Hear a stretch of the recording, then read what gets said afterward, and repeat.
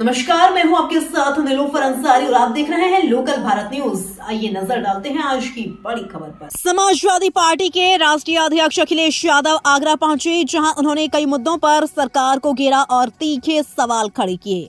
अखिलेश यादव ने महाकुंभ में जाने वाले श्रद्धालुओं के वाहनों को टोल फ्री करने की मांग उठाई।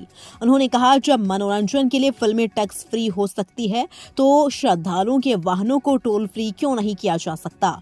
दिल्ली विधानसभा चुनाव के नतीजों पर बोलते हुए अखिलेश यादव ने कहा कि हार से बहुत कुछ सीखने को मिलता है। उन्होंने आरोप लगाया कि अयोध्या की मिल्कीपुर सीट पर धांधली हुई और भाजपा ने पूरी ताकत झोंक दी। उन्होंने कहा कि इस सीट के लिए बीएलओ को सम्मानित किया जाना चाहिए। इसके साथ ही उन्होंने कहा कि आम आदमी पार्टी के खिलाफ कांग्रेस के चुनाव लड़ने से कोई फर्क नहीं पड़ा, बल्कि विपक्ष के इंडिया गठबंधन को इससे सीख लेना चाहिए। उन्होंने दावा किया कि दिल्ली चुनाव परिणाम के बाद इंडिया गठबंधन और मजबूत होगा।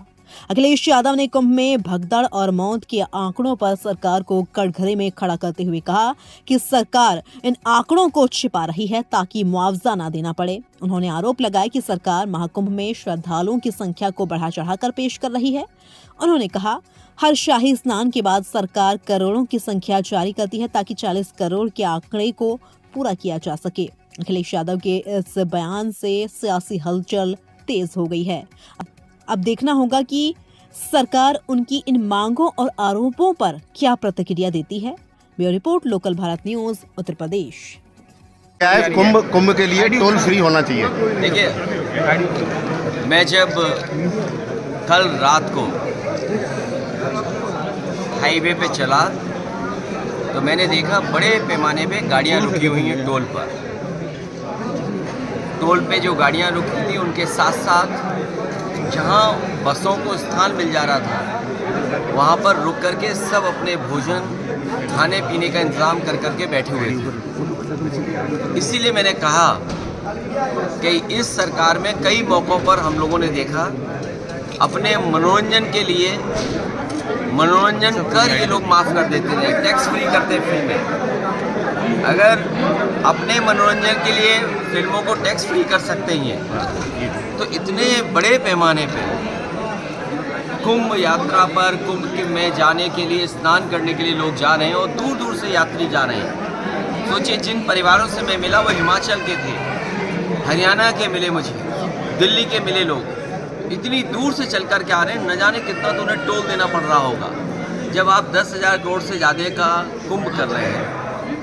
तो ये टोल माफ़ करना कोई बड़ी बात नहीं है, इसलिए टोल कर इनके लिए माफ़ हो जाना चाहिए। आपने लोकसभा में सूची की मांग की, मृतकों की सूची जारी। ये सरकार छिपा क्या रही है, हमें आपको सोचना चाहिए कि आखिरकार जो सरकार 40 करोड़ लोगों का स्नान के लिए गिनती गिन रही है और हर स्नान के बाद वो करोड़ों की गिनती बता देते हैं। जो लोग करोड़ों की गिनती गिन रहे हैं वो केवल उन बातों को नहीं बता पा रहे कि जान कितनी गई है, लापता कितने लोग हैं।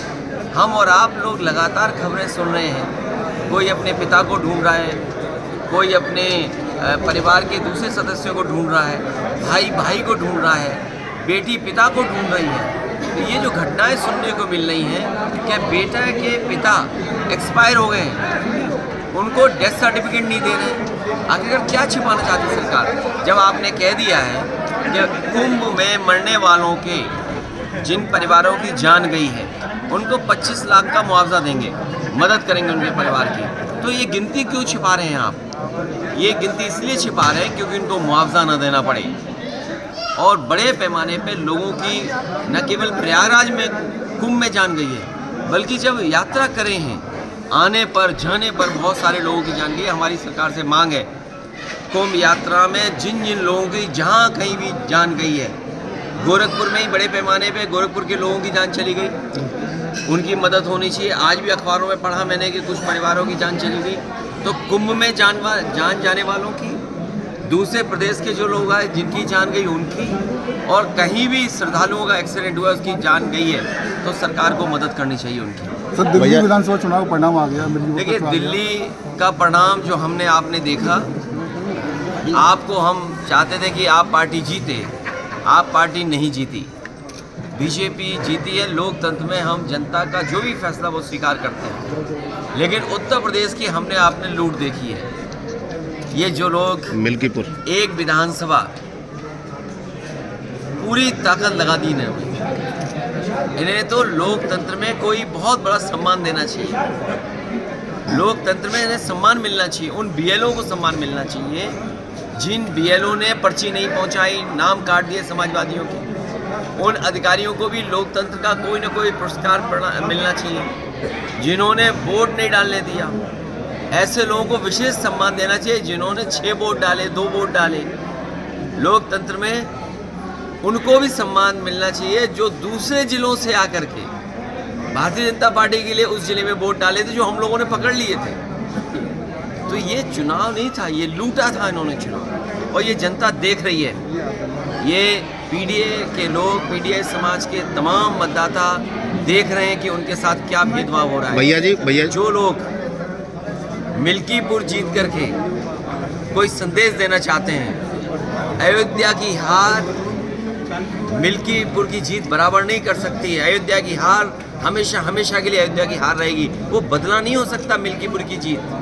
जो लोग ये कह रहे हैं मिल्कीपुर जीत करके बदला ले लिया, अयोध्या का बदला कोई नहीं हो सकता। अयोध्या की जनता ने अयोध्या में जिताया था, ये चुनाव भी जीत जाते, लेकिन इन्होंने बड़े पैमाने पे बेईमानी की है। एक में जीत सकते हो, लेकिन इस तरह की जो काम किया है वो 403 में आपकी 420 ही नहीं चलने वाली आने वाले समय में। चुनाव आयोग ने कार्रवाई क्यों नहीं की भैया इसमें? चुनाव आयोग पता नहीं जग रहा है, सो रहा है, कहाँ चला गया। इसकी चिंता हमें और आपको दोनों को मिलकर करनी चाहिए। भैया जी, पहले हरियाणा और अब दिल्ली में आम आदमी पार्टी हारी है, उसमें से कांग्रेस कम से कम 14-15 सीटें जो प्रचार किया वो सीट जीते हम लोग सर। लेकिन कांग्रेस खिलाफ चुनाव लड़ी, तो आगे भविष्य क्या देखते हैं इंडिया गठबंधन का? इंडिया गठबंधन मजबूत होगा। नहीं, लेकिन हरियाणा में इंडिया गठबंधन और मजबूत होगा। हम और आप लोग अपनी कई बार हार से बहुत कुछ सीखते हैं। हार से सीखना ही आने वाले समय के लिए रास्ता बनाता है। फिलहाल के लिए इस खबर में इतना ही। देश और दुनिया से जुड़ी हर खबर देखने के लिए हमारे चैनल लोकल भारत न्यूज को लाइक करें, सब्सक्राइब करें और हाँ, वीडियोस को शेयर करना ना भूलें। नमस्कार।